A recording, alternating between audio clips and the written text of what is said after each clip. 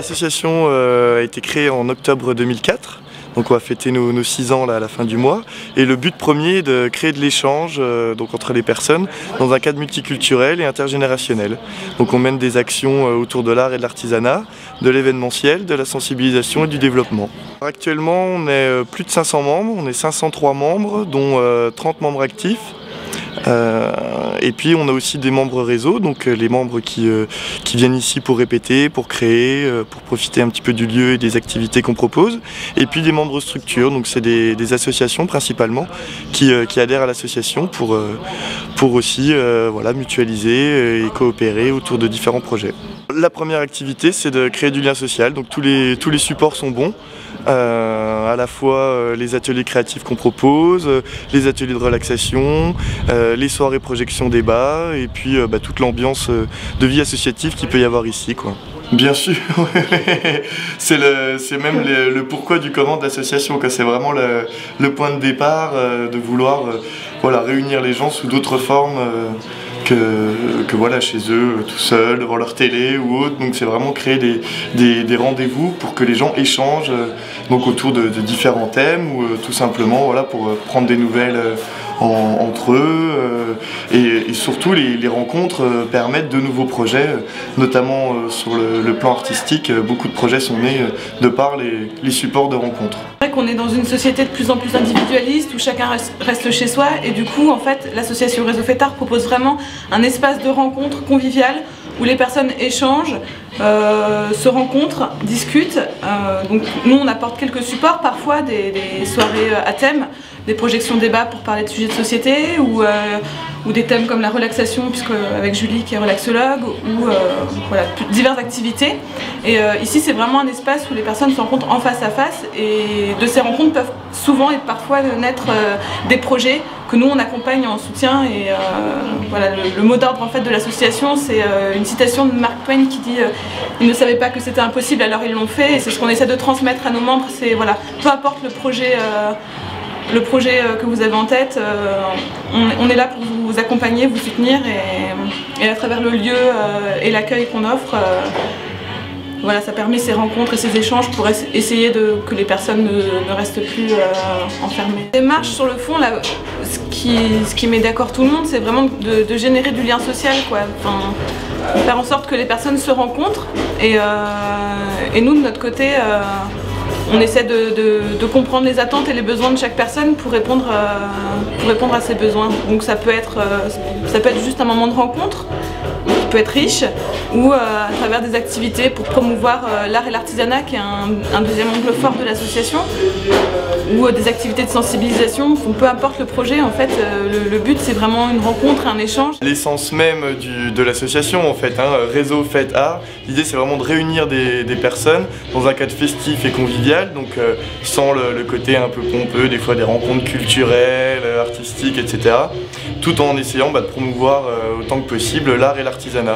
Donc on propose vraiment des moments d'échange, de rencontres, d'initiation, de découverte autour de différents domaines pour que les gens s'essayent, se testent, et il y en a pour beaucoup qui ont trouvé des vocations artistiques au travers les ateliers qu'on pouvait proposer.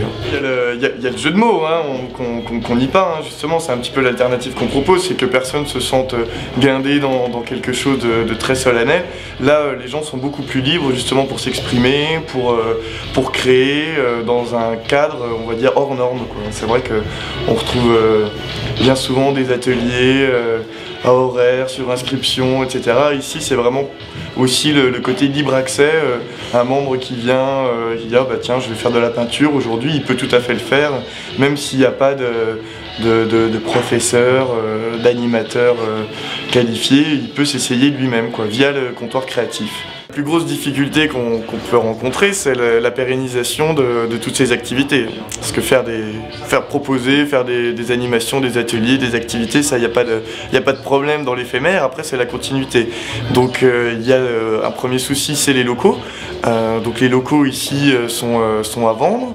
Et donc, on sollicite bien sûr les collectivités, notamment la ville de Dijon, pour pouvoir aboutir à un bail avec le propriétaire, avoir un loyer et avoir un petit peu de temps devant nous pour essayer de transformer tous les essais multiples et variés qu'on a depuis maintenant 6 ans.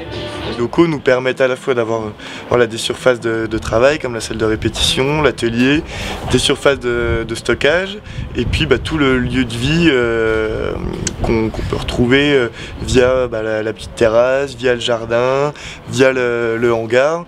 C'est un lieu qui est assez exceptionnel sur Dijon. Depuis 6 ans, on n'a rien trouvé d'équivalent. Donc on aimerait évidemment rester dans ce quartier qui voilà, est un petit peu aux portes de la ville entre guillemets, mais il y a cet esprit un petit peu presque campagne, il y a les jardins familiaux juste à côté, on est à la fois excentré mais à la fois très proche aussi parce qu'on est à côté de la gare, on est à 3 minutes du centre-ville et c'est un lieu qui est vraiment atypique et qu'on aimerait évidemment garder. On a fait des liens avec les habitants du quartier et que du coup on a beaucoup de visites des habitants de la rue Bléré, de la rue du Faubourg-Rennes, du quartier de la Fontaine-Douche et c'est vrai que si on est amené à déménager, ce lien il va être rompu et c'est pas dit que les gens nous suivent ailleurs. Enfin, disons que tout sera à nouveau à recommencer avec l'environnement très proche, quoi. Parce qu'on est vraiment dans l'axe de proximité aussi, on répond aussi aux demandes, aux idées, aux envies du voisinage et on monte nos projets comme ça. En fait, depuis le départ de l'association, on fonctionne avec une fiche projet, c'est vraiment la base, pour voilà, mettre en place, s'accompagner et un petit peu voilà, soutenir chaque personne dans ses démarches autour des 5 axes dont on a déjà parlé. C'est rempli de moments comme ça, c'est vrai que les musiciens travaillent en groupe bien souvent, mais aussi de manière individuelle, donc ils peuvent venir ici en dehors de la salle de répète pour voilà, gratouiller, chercher des accords, chercher des paroles. Beaucoup utilisent le lieu aussi en moment de détente pour des moments propices à la création. On force personne à intégrer une activité qui a lieu, qu'on peut proposer au réseau Fêtard. Après, les personnes viennent, discutent, rencontrent, et de cette rencontre peuvent naître des projets, ou alors, comme Aline aujourd'hui, venir parce qu'il fait beau, parce qu'il y a du monde, parce que le cadre est agréable, venir réviser ses partiels ou ses cours. Oui, bien sûr, on suppose que voilà, toutes les actions, on essaie de les valoriser, donc elles ont un intérêt et un impact derrière. Maintenant, on n'est pas du tout dans la rentabilité financière, bien sûr, hein. Nous, notre idée, ce serait de proposer vraiment pas le tout gratuit, parce qu'on n'en est pas non plus dans cette philosophie-là, mais que vraiment les participations aux frais soient vraiment minimes. Donc que tout ce qu'on propose, en fait, le maximum qu'on ait, c'est 5 € pour un atelier. On essaye vraiment de s'y tenir.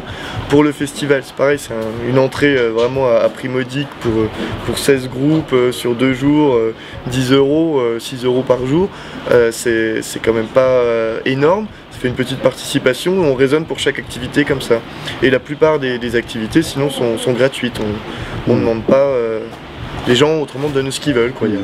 Qui répond aussi à vraiment une crise aujourd'hui, avec tous les problèmes liés aux jeunes, hein.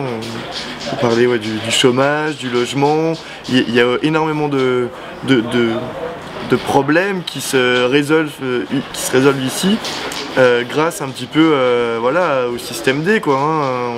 Les gens se rendent compte, ah bah ouais, tiens, moi j'ai tel plan, donc il y a toute une partie qu'on maîtrise pas, qui se passe ici, et d'où toute l'énergie et la synergie qu'il peut y avoir entre les membres, même si les personnes arrivent des fois sans avoir grand chose à apporter, mais en tout cas viennent chercher un soutien moral, une compagnie, voilà, un petit moment dans leur journée qui les sort un petit peu de leur misère quotidienne.